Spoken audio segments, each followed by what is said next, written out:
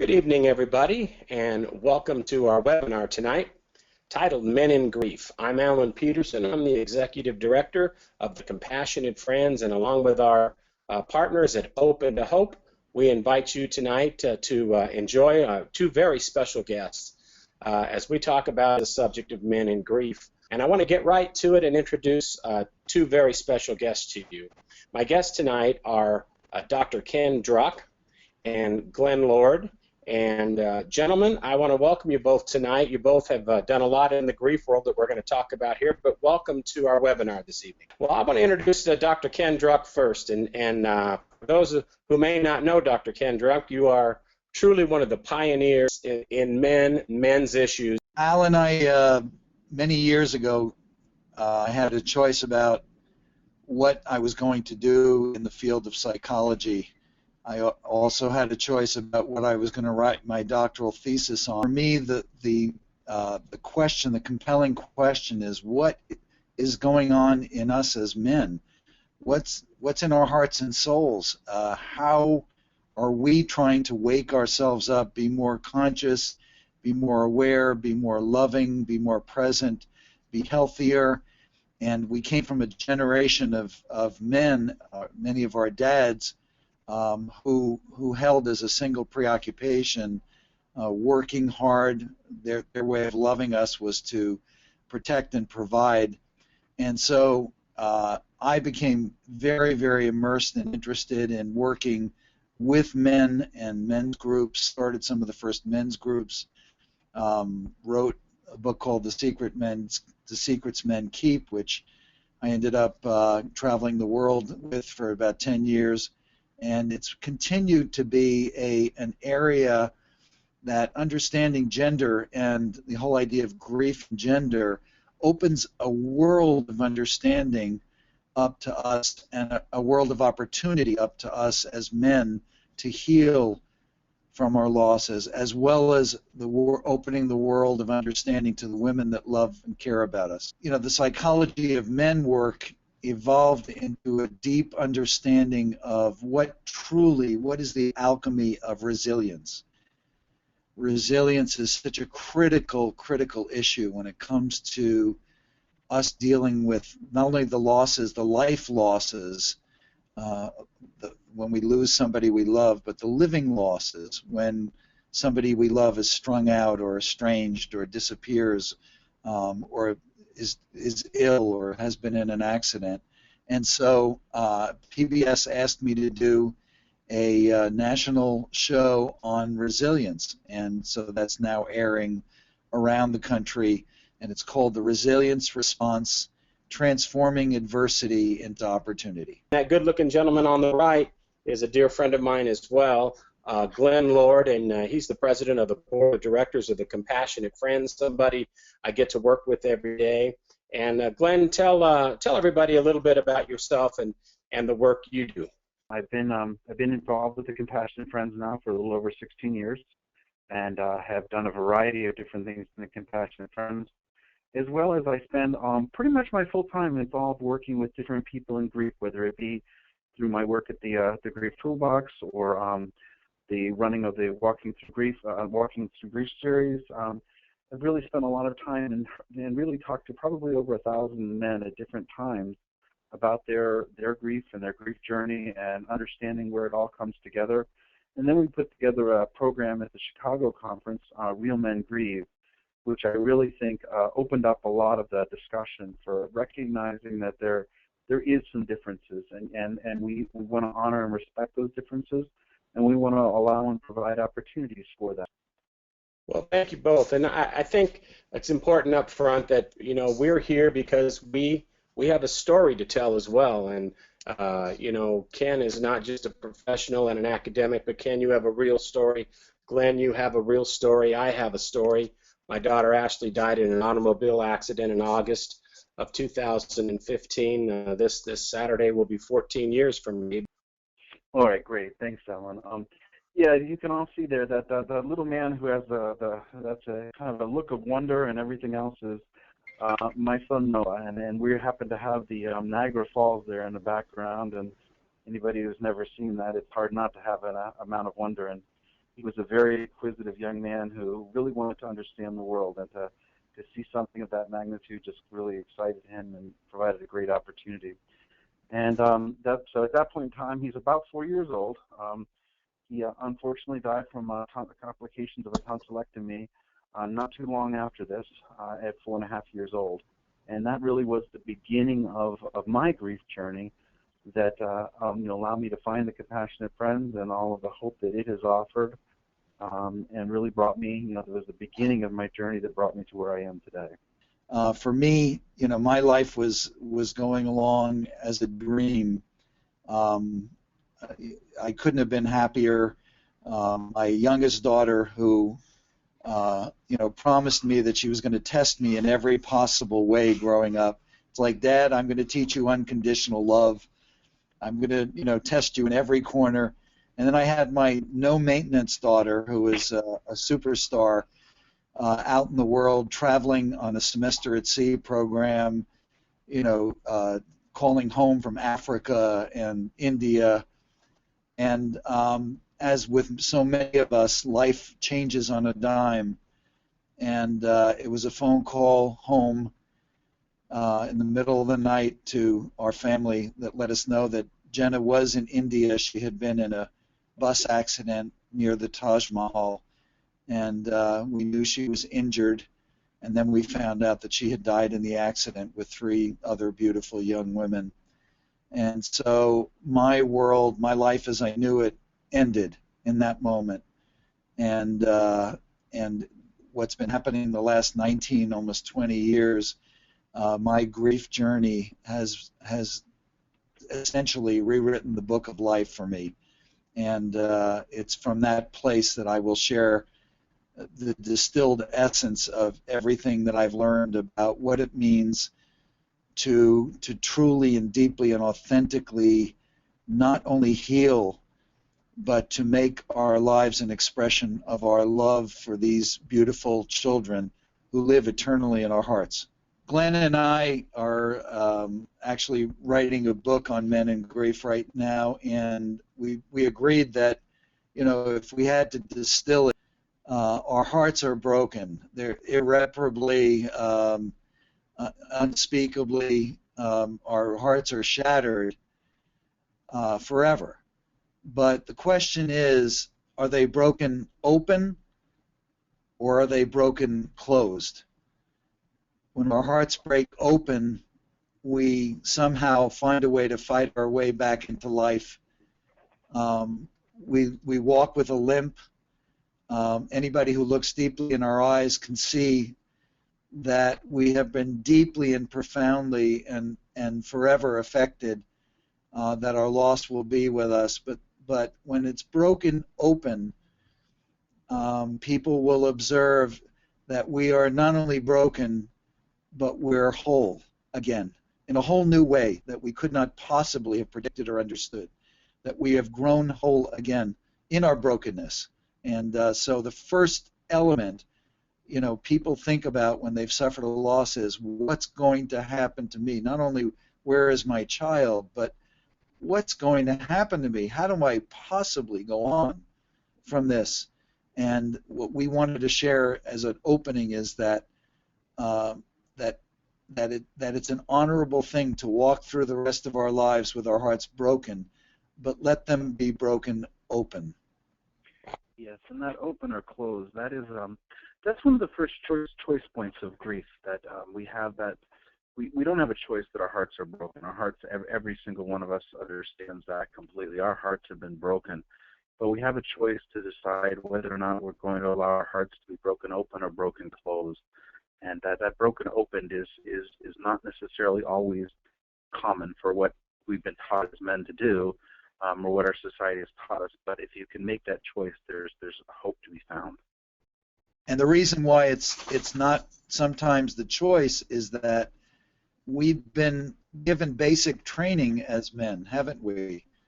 From the time we were little boys, a hurting heart was something you immediately camouflaged. You immediately denied, hid, repressed, avoided, self-medicated and tried to talk yourself out of, because to feel in that sense, and we're going to get into this in a little while, but the ethic and basic training for being a guy is that to feel is to fail. That if you're feeling anything other than anger, because anger is a good male emotion, you get demoted on the male scale to a lesser of a man status. You lose status as a guy. You might even feel a sense of shame that you're not doing it right, you're not strong enough, you're not complete enough as a guy. I think Ken did an excellent job when he was introducing us to Jenna, and for those of the people who didn't know Jenna, and introducing that, and that honoring that we have all done with our children at this point in time, I think is also something that we have. You know, we have that fear that they're not going to be remembered, that their impact on the world is not going to be there's something that makes a difference. And through our honoring of them, again, that choice that we have to honor them, we have the ability to go forward in our grief journey, with the end goal not of making that broken heart go away. We're going to live with that broken heart forever, and I think sometimes that's a misconception of grief, that we're going to somehow make that broken heart go away. But what we are going to do is live with that open broken heart as opposed to the closed broken heart. As we think about the grief journey, and right now we're kind of up at 75,000 feet, looking at the whole spectrum of what has happened in our lives, what's happening to us, what's happening around us, and the possibility of going forward. We think about the idea that we want to somehow, if it's possible, find our way back to joy, that we have a life to live and to complete, and if it's at all possible, if there's something we can be doing to find our way back to joy, to find our way back, to fight our way back into life, into some of the things that we've loved about our lives, to keep our hearts open to the people in our families, to keep our hearts open to the world, and to turn our trip to the bottom of pain into a deep form of compassion for others that suffer, and to pay forward what we've learned and the compassion that we've built, the courage that we've summoned, the faith, the understanding of grief, but to bring these things to bear and to become the better, smarter version of ourselves is truly the end goal. And I think that what we're talking about here, though, again, and Ken alluded to it earlier, goes often contrary to what it is we've been taught and what we've been exposed for from an early age. I mean, we're taught to quote unquote be a man, and I think we all have that image of what it is to be a man. But honestly, I think we have to relearn what that image is to be a man as part of the grief journey. But as a young child, oftentimes we're taught to buck it up. We're taught to you skin your knee and you pick it up and you keep going forward. And so oftentimes our exposure to what it is we've been taught is not necessarily, and this again is not true with everyone, just as nothing is true of everyone in the grief journey, but our society has oftentimes put us in a position where we need to be the ones to hold things together. We need to be the ones to make things work, and that's our role and our position of what we've been taught, and that sometimes has to be untaught through our grief journey. Exactly. And we think about when Glenn and I, and Alan, you as well, when we meet newly bereaved men or couples, and we think about how the guy is doing, how the dad is doing, it's often his deep sense of failure, of shame over not only what he's feeling, of how broken he is, not only a deep sense of shame over how wounded he feels, but there's an ethic, there's something that we've swallowed hook, line, and sinker, the belief that we have to be made of steel, that we disallow the human parts of ourselves, and that is completely antithetical to processing grief, to Right. healing through grief. That we need to be validated that we're worthy and that we're strong and that we're lovable and that we're noble as men and that we're strong. But when we deal with the unspeakable pain and sorrow and confusion and potential guilt involved in grief and in losing a child, we are so susceptible to all those toxic male messages that we had growing up. We still haven't fully and thoroughly examined the impact on young boys, on men, and men that become fathers, and men that become grieving dads, of all these old, negative, restrictive, inhibiting, and ultimately damaging messages about what it truly means to be a man. I got a quick question from Mary. She says, my husband has always fixed things. He's just the fixer. And she said, I don't think he'll ever get over the fact that he can't fix our family since our daughter died. It's programmed into, from the time we're little boys, we're hardwired to believe that it's our job, that being a successful man is measured by our capacity to figure out and fix everything. We're Mr. Fix-It. And as my daughter Jenna once taught me, Jenna, I remember the moment that I got a phone call from Jenna's school that one of her friends had committed suicide, and Jenna was going to come home from school. They dismissed all the kids, and my daughter came home, and I met her in the doorway, and she looked at me and she said, Dad, you can't fix this. Don't try to fix this. She knew that I was going to try to say something. I was going to try to put a spin on what happened. I was going to try to put a psychological or a spiritual or religious spin around it to make it palatable. And what she was trying to teach me in that moment was, Dad, there's not a pill for every pain. There's not a fix for every problem. Sometimes as kids and as adults, we have to stand courageously in a moment of sorrow where we come face to face with our own feeling of helplessness, and to have done anything about it, because we don't get to play God or to do anything about it going forward. But what we can do is to be present and to be listening. She was telling me, Dad, just listen to me, be with me, don't try to put a spin. I think it's not that it isn't just that her husband's necessarily trying to fix this. It's that that is what he knows to do to make it better. And we're all trying to make this better. And I think we've been taught that. And I think, we talk about what happened earlier in our lives, but I even think today that is reinforced. I mean, I know early on in my grief journey, I was asked more often how my wife was doing than how I was doing. And that is a very subconscious message that it's my job to fix her. And even though we can't fix them, and we can't fix any of this, I mean, the goal is not to put that heart back together, but we were still taught that, and even getting that pressure, and with that, even the concept of just feeling, just allowing the fact that we can't do anything with that at all, there's a certain sense of failure in that. And that failure's already started, though, because oftentimes, even though we may have had no responsibility whatsoever, or maybe we had responsibility, who knows? But either way, we often feel that our job as a father was to protect our child. And even though we may not have somehow caused or been a part of that death process, we still failed. They died. And so we have this failure that's there that we struggle with.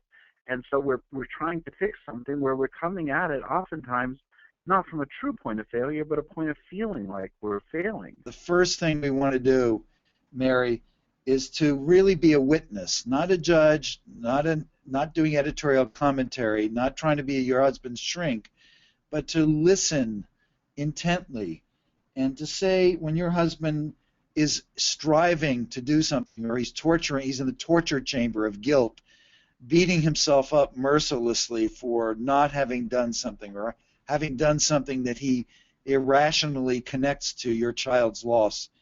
that you can witness him by saying things like, sweetheart, I see how hard you're trying to fix this. I see how hard you're trying to fix this. I see how hard you're trying to figure this out and to make sense of what doesn't make sense. And to witness him in his helplessness, help him understand that what he's trying to do, that he's trying to process his grief. And processing his grief is the single most important, that's his job. And that means crying, which is as natural and normal as breathing or bleeding when you're cut, but learning that it's the most human thing in the world for him to feel messed up, to feel turned inside out, and that it's not anything that you're going to demote him for or judge him for or try to fix him. Oftentimes, as women, I know in my own life that we have the type E women who try to be everything to everybody else and are the caretakers and caregivers who try to fix men rather than learning to be just a healing presence and a witness to the man you love who is suffering. And I think that that is and many times, even with that, the emotions that we are commonly know how to feel are not necessarily connected with grief, but they really are. I think oftentimes, some of the things that our men do in their grief processing aren't necessarily seen as such. Sometimes going out and mowing the lawn, or going out and building a fence, or going out and going for a bike ride may well be processing grief, even though it doesn't necessarily seem that way on the outside. Because again, part of what we were taught to do is to take and think through that problem, and we're a lot better at thinking than feeling. That's our kind of our human nature is we're built to think, and we think a lot better than we feel. And so we're trying to think through some of those things, and in the process, that is processing grief. But helping a man means often asking him or saying, it seems that it's helping you to go out and mow the lawn, or to water, or to go out and be with your buddies, or to occasionally watch a stupid movie, or whatever it is. But being a helpful observer, including observing those things that he might be doing that are prolonging his suffering, that are making it even more difficult for him to deal with this loss, and saying, I notice that every time you get into a conversation with your sister or your mom or with those friends, or the friends at work, it kind of brings you down. It tends to it doesn't feed you. It kind of drains you. And being a helpful observer is sometimes another way to support the man you love, whether it's your dad, your son, your husband, your brother. Yeah, that's definitely true. That acknowledgement, because what do we always say? What is the best thing anyone can do with someone in grief? And that's just be there for them, just be there. And I think that that's true. And in that male grief journey, again, oftentimes we have other behaviors that we, grief can take other forms. You mentioned this earlier, but I think it's an important emotion to recognize that as an aspect of grief, and that is anger. And it can often be a lot easier to feel angry. And not to say that anger isn't a legitimate aspect of grief. It very much is. And I don't want to minimize or take away from it, because it is. And as long as anger is dealt with properly, there's nothing wrong with anger. But oftentimes it is an expression of grief in terms of what is being made, because that is oftentimes what we've been, it's easier to feel angry than it is to feel weak and hurt.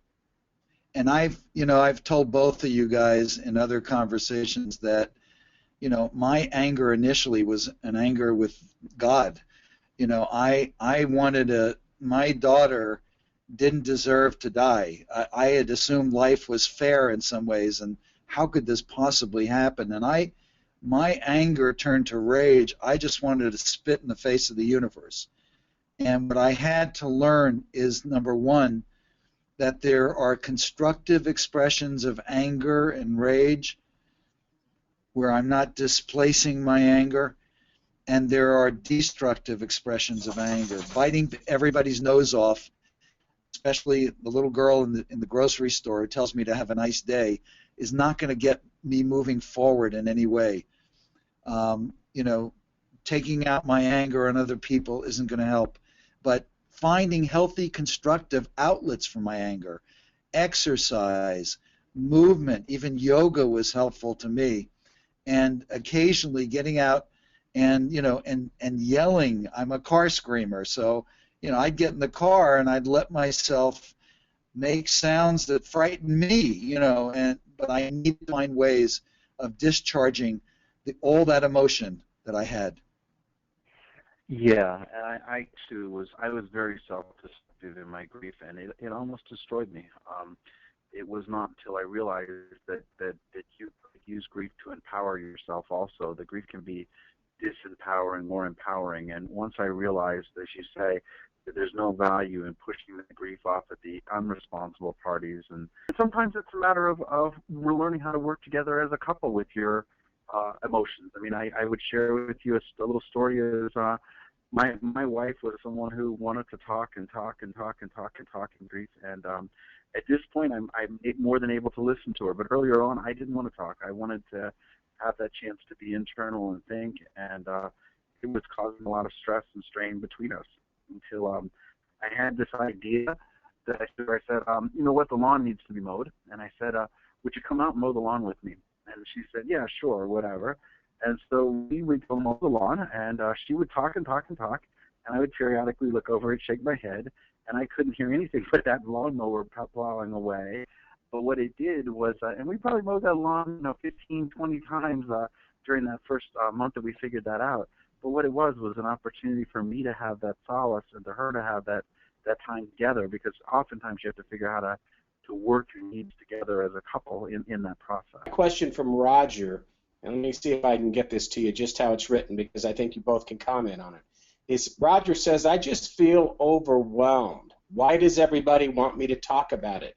I don't want to talk about it. I just want to know, can I survive? I would just jump into that after my last story and I think it really is, it leads into it well.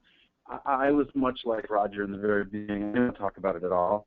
It really wasn't, I couldn't see value in it, because to me, I couldn't see where me saying what was inside myself was going to help anyone or help myself, and I felt that need for that solitude. And yes, Roger, there is survival. Survival absolutely can happen, and you can do more than survive. There's an opportunity to thrive in your grief, but that's part of the journey. But that need to not talk is a very valid feeling that can also be respected. You don't always have to share everything. There's different ways of grieving, and that can be valid as long as you're not bottling up. And if you feel that you want to share, then make sure you find that opportunity. I think, Roger, if you be a great communicator and help your partner understand what is helpful, what is an effective outlet for you. Sometimes it's as simple as telling the person that you love what's working for you. Be proactive. Say, hey, I haven't really been a great communicator. I want to apologize. You keep asking me to talk, and it probably feels like rejection when I say I don't want to talk. That's not helpful. And what I should have done and what I want to do now is communicate with you and tell you that there are 2 or 3 other things that I am doing that are helpful outlets. I can see how worried you are about me, but let me tell you what other things that I'm doing that are helping me, because they're effective outlets. Not talking, but they're effective outlets that are helping me process grief. And I think with that assurance to our partner and helping our partner understand that, yeah, we're in survival mode. We're in the ICU. We're fighting for our lives here. We're trying to get to the next breath and get through this first wave of grief, this tidal wave of grief. It'll do 2 things. Reassure our partner that we are finding effective outlets and they don't have to worry about us. And number 2, it'll develop that respect that Glenn's talking about. It'll give her a sense that this is another whole way that with his processor. We all have these operating systems, these OSs. Some of us have Macs, some of us have Microsoft. So we all have different processors, so we need to teach each other that our processors are not always the same. As a father, one of our main goals as a father is to protect and provide for your child. When Noah was born, my life was completely changed. I now had someone who I had responsibility for, and someone who I realized my life was, and what I did mattered, and I needed to, what I did had impact on someone else. And so my whole concept of who I was was changed when he was born. And then when he died, it changed it again. And initially there was a sense of, complete and utter failure in that survival mode of, oh my God, Noah died, and I didn't stop it. What could I have done differently? And looking back over those pieces of that and recognizing where that was coming from, and with that, the immense pain that comes into that, and the temptation to sometimes deal with that pain in negative ways. I mean, I think that Ken talked really well about sharing with your partner some of those positive things that they may not be aware of. But there is temptations to sometimes do negative things through the grief and to deal with that pain management, and that's not helping you in that survival aspect of it.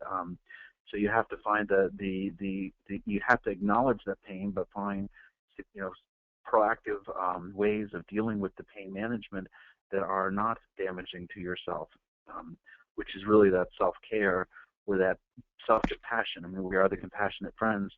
And sometimes the person we have to be most compassionate to is ourselves, and show ourselves compassion through our grief journey. And that's oftentimes a very difficult thing to do. Most of us are standing in a moment of pain that's greater than anything we've ever had to cope with. And the question is, how do I take care of myself? How do I modulate this pain? How do I get through pain that's this big? And, we didn't sign up for this, but this is what we get to learn. This is what we get to deal with. And as Glenn's saying, there are the wrong ways to deal with pain, self-medicating with alcohol, drugs, food, sex, rock and roll, whatever, you take your pick, overwork, is a formula ultimately for disaster. But there are pain management, healthy practices for pain management. One of them is to talk. That's an outlet. That's a way to get what you're feeling, to make sense of what you're feeling. Another one is exercise and movement. Another one is mindfulness techniques, calming your mind. Our minds are like computers gone crazy in search mode, trying to connect the dots of what happened and why it happened and how to undo it. So we need to learn how to calm our thoughts. These are all there are techniques and things that we can learn how to do, and you pick the one that fits best for you, that helps you manage pain. Get out in front of the pain curve. Get out in front of the self-care practices and the self-compassion that Glenn mentioned. This question is for both of you. It's from Roseanne. She said, since their son Ryan died a little over a year ago, all her husband does is work. And he throws himself into work, has become a workaholic. He says that's how he copes. She thinks it's unhealthy for him. I was also a workaholic, and that was my damaging way of dealing with things. But it was also a way of survival. For the first 2 to 3 years after Noah died, the one thing I could feel successful at, the one area in this world where I didn't fail, where I knew what I was doing, where I still had some control over, where I could still make a difference and know that if I did A, B was going to happen, was work. And so it was a place of comfort and solitude, and it was a place really for me to be dealing with my grief, and it was one of those healthy outlets. And when it played its course, I did have to step away from it. It couldn't become that. It had a time and a place, and it was good, but I did have to step away from the workaholism to really move on and forward with my grief process. But there was a time in it when it was part of that survival journey. It really was that healthy aspect of allowing me to feel like a success again, to feel like I was capable again, which gave me the strength and the confidence to deal with a lot of the pain and the suffering that was there, because I needed to balance that pain and suffering with some strength and some confidence and some success. I've been working with couples for over 40 years, and the role of a good couples counselor or coach is always to slow the conversation down and to break it down. Because sometimes we race ahead and suddenly we find ourselves polar opposites. One of us is saying, you're working too hard, you're getting lost, you're not doing enough here, or we're losing you to your job, and the other person's saying, but that's the only thing that's helping me, and suddenly we're in an argument rather than a conversation. And what a good couples counselor does and coach is to slow the conversation down.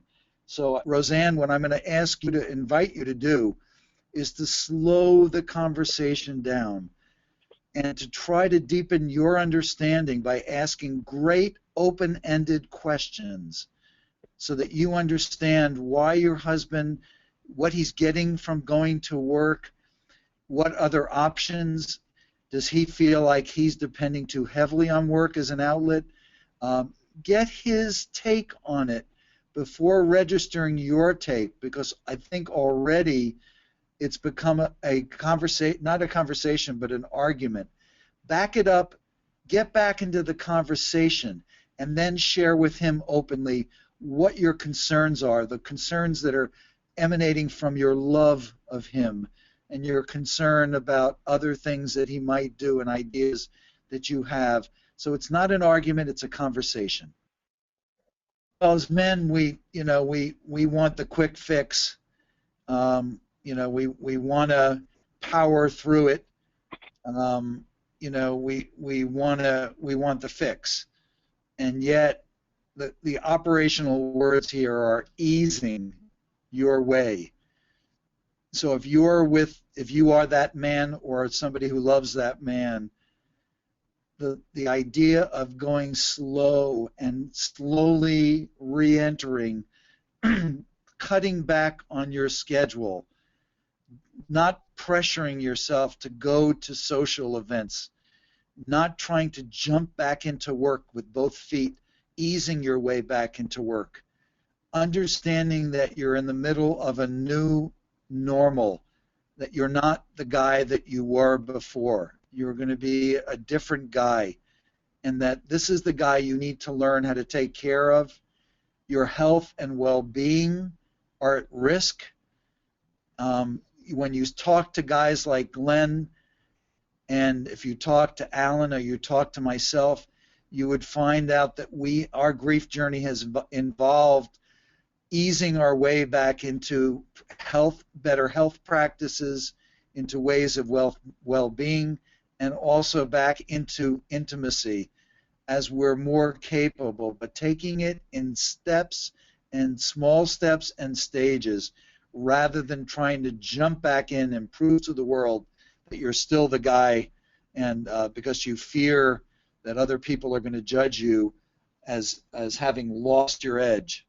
Yeah, I think that's the key is you mentioned that quick fix, and I think again I remember very early on in my grief journey, one of my wife's cousins had lost his son about 2 years prior to Noah dying, and I remember basically pinning him against a wall and saying, "Tell me what the answer is. Tell me how to do this." And I wanted him to give me the magic formula that I could go off and do, and I was ready to dig in and take that magic formula on. And he just told me, he said, be compassionate with yourself, be compassionate with your wife, and recognize the two of you probably won't be on the same page through most of the journey. And to me, that is what it means to ease back into family life. It's to give yourself that space to recognize that in so many aspects of life, one partner has the strength.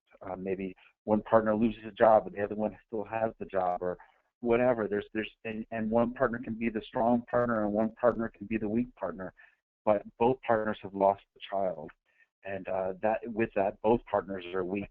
Both partners, have that need to determine who they are and come back to that. And one may be having a good day or a good moment, and another one's having a bad moment. And that family life is about re-recognizing all of that. Your other children, recognizing that you still have, a connection and a responsibility with them, yet they're going to be on their own grief journey and allowing them to feel what they feel, but giving yourself that time and that space to allow that to happen. And that's true in so many pieces of your life, because it is about, like we talk about that new normal, but the new normal changes over and over and over again. What is our new normal at, week 1 versus month 1 versus year 1 versus year 2 or year 5 or year 10? The new normal reinvents itself, and we have to constantly be open to that new normal, and that's what it means to have that open heart that we talked about at the beginning, that open, broken heart, to allow that, ourselves to recognize that the goal of this grief journey is not to solve that open heart and close that open heart, because that love is still always there, and we love our children forever, and so that pain and that brokenness is going to be part of it, but that we can find a way to be strong in that and recognize that there is oftentimes pieces of that are very much part of that grief journey. We touch here on a topic that I do want to talk a little bit about too, and that is intimacy. I want to talk a little bit about the fact that, this summer I was part of multiple men's panels where we had women come and talk to, what do women want to know about men and men's grief and things of that nature. And inevitably, this is a big topic, so I think it's important on a men's group webinar we recognize this, because the common piece that I've seen through this is that for men, we want that intimacy much sooner.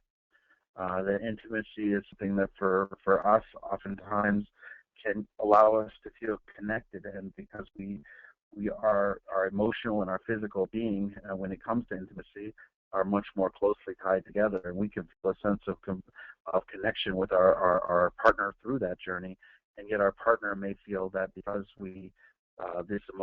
this devastation that has occurred, they may feel no connection with us, and that intimacy may take quite a while to rebuild back into your marriage, and allow that to happen as part of that grief journey, because we do come at it from very different places through that journey.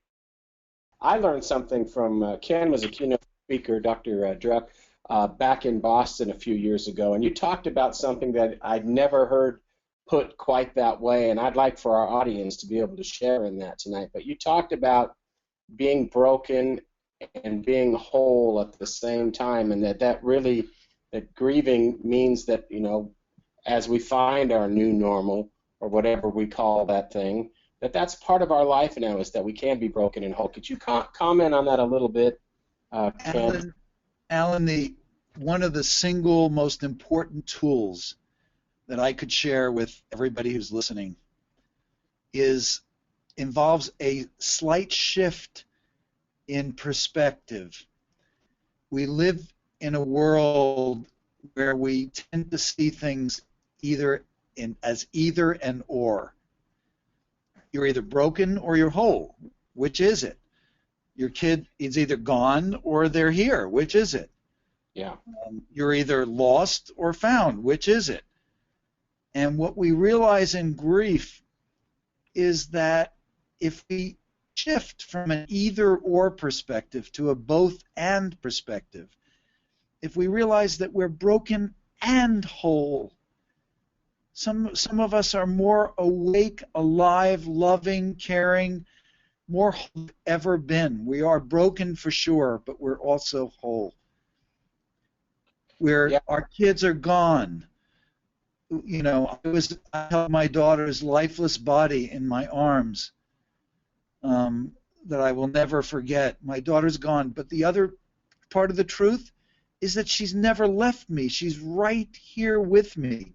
I feel her spirit so close. I tell her I love her every day. I feel her love. Not that I have a key to understanding the nature of the universe and life and death. I don't. But I bet my faith, and I allow myself to continue to love my child. So living paradoxically and thinking paradoxically is one of the most important tools we can have on this grief journey. Yeah, I think that's one of the most important things I've learned in grief, is that philosophy. And I think being a man especially, that really helped. There's that next step that we're invited to take. We can't stay where we are. Some of us are in so much pain, it's even hard to move, it's even hard to breathe. In the beginning, for me, when I'd walk into a room, it was like there was no air to breathe. And what does it mean to move and live forward? And I think especially if we're in deep grief, we wake up every morning and it's like Groundhog Day, and we have different paths we can travel on.